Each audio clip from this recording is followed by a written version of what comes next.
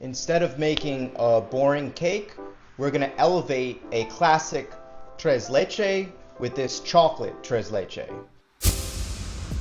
So tres leche is very commonly used 3 different types of milks to make a soaking liquid. Right now, since we're making a chocolate tres leche cake using cocoa powder, we want some more caramel notes to help balance the flavor of chocolate out. So we're going to be making a caramel milk, we're going to be using coconut milk, and we're also going to make black sesame milk. It's going to have a very nutty flavor to it. It's going to balance out beautifully with the chocolate flavor. So to kick things off, we're going to start with the base of this cake batter with some egg yolks right in there. Just break that up. And we're going to add some cane sugar to that. I'm going to incorporate a little bit of air into this. We're going to use a sponge cake. Sponge cake is the best type of cake to use for tres leche because you really want it to soak up that wonderful liquid we're going to make later on. I just want to get a light pale color. Okay, I'm going to add some whole milk to this. Just a little bit at a time. And some coconut oil. You can use another type of oil. Coconut oil is great. A lot of health benefits with coconut oil. And if you want to know more information about coconut oil or other ingredients that I'm going to be using in this recipe, click the WebMD links in the description box below. Just add small amounts of coconut oil at a time and just whisk that in. And can't forget a tablespoon of vanilla extract. Set this aside for 1 second. And we're going to get going on the dry ingredients before we whip up the egg whites. All-purpose flour, but ideally you want to use cake flour. So if you don't have cake flour, which I do not have any cake flour, you can see there's bits of regular flour and then there's cornstarch. I'm going to replace 5 tablespoons for this recipe of all-purpose flour with cornstarch, and that's going to give us a light and airy cake. You could find cake flour, but if not, this is a perfect substitute, and we're just going to sift that. A little bit over 2 cups of flour in here with the cornstarch. I'm going to add ground ginger, some leavener with the baking powder, and some other wonderful signature spices that I like to use, especially with desserts. We're going to add ground coconut flakes. That's really not going to sift, so we're just going to add that on the side. And also the salt is not really going to sift, so we're just going to add that on the side as well. We have the cocoa powder here. This is not Dutch cocoa powder, but it's slightly acidic, as most cocoa powder is, so that's going to help activate the baking powder.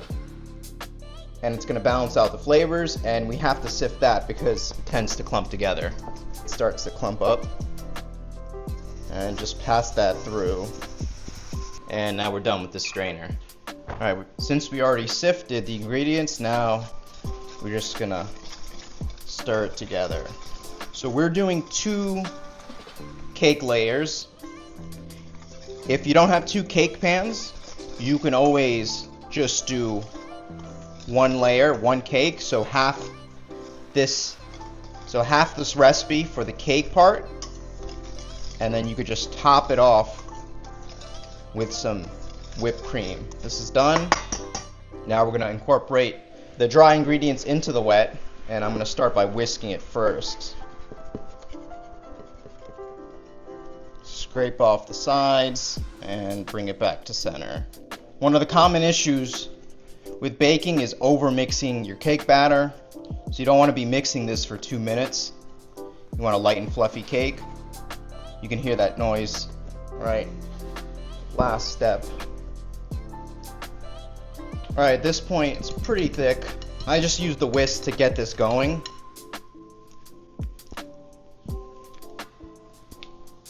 Just make sure there's no excess flour that's not mixed in. Okay, set that aside. Now we're going to get going with the egg whites. Okay, 8 Egg whites are going in. And optional, you can add some cream of tartar. The acid from the cream of tartar is going to help the egg whites whip up. Mix that in quickly. And we're going to go on a 4-speed.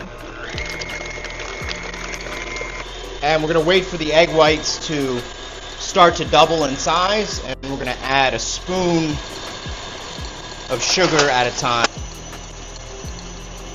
Now we want this to be stiff peaks, and let that go for a little bit. Holds a peak, that's perfect. Just barely.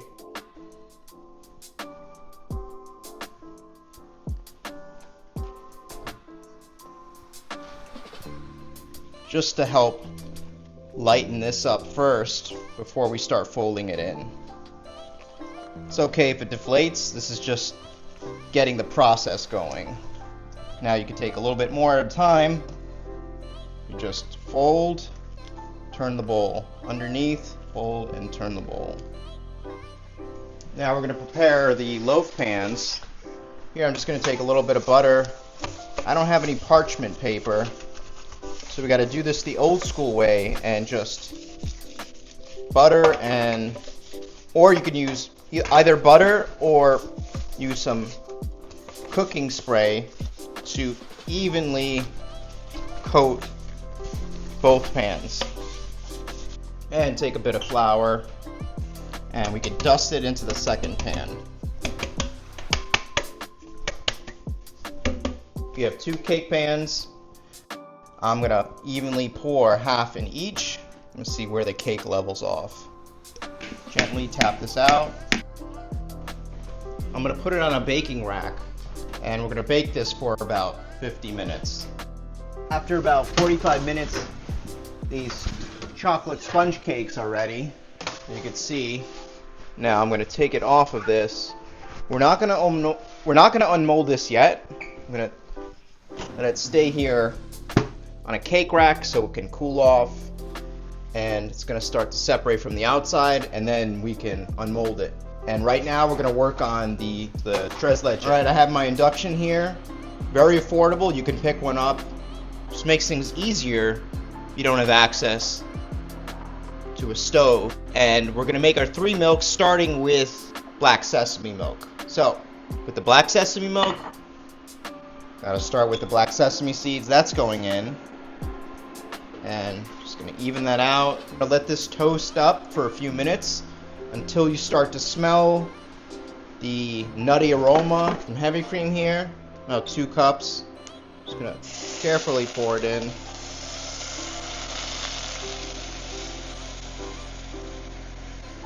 You don't need all of it. I'm gonna save a little bit.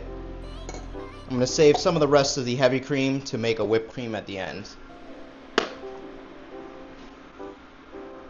Don't turn away. We're gonna let this steep for a few minutes. You can just cover it with a plate.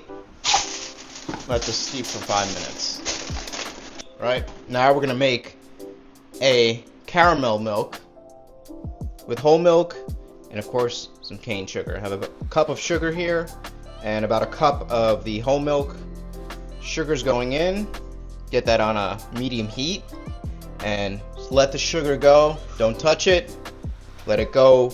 Let it become light caramel, then an amber color, and then as soon as that happens, we're going to slowly start to incorporate the whole milk in there. Stir it up until it melts, and it's going to have a nice golden color and beautiful caramel flavor to it. Before this goes in the blender, I want to cool down this caramel milk because it's still hot. I'm going to add coconut milk to it. Some of that black sesame milk. Not all of it. I'm going to reserve a little bit for the whipped cream topping. At this point, I added some vanilla extract, a 1/4 tablespoon of cane sugar, and blended it. But by all means, you could just mix this together. And now add 2 cups of heavy cream, 1/4 cup of cane sugar, and whip that up until medium heat. Here I have black sesame paste made from the black sesame cream we had that we steeped before, and we're just going to add 2 tablespoons of cornstarch to it, and then add that to the whipped cream a little bit at a time until firm peaks. So we're going to bring this right over the edge just before it turns into butter. So that's going to make it firm. Okay, cake is ready. I'm going to unmold it on here. Now we're going to level up the cake. See how light and airy this cake is. Poke a few holes in here.